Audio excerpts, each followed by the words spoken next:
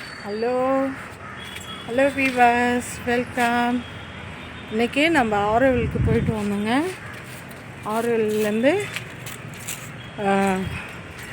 Globe பார்த்துட்டு கொஞ்ச நாள் அப்படியே வந்து அந்த ஆலமரத்தாண்ட ரெஸ்ட் எடுத்துகிட்டு அப்படியே கொஞ்சம்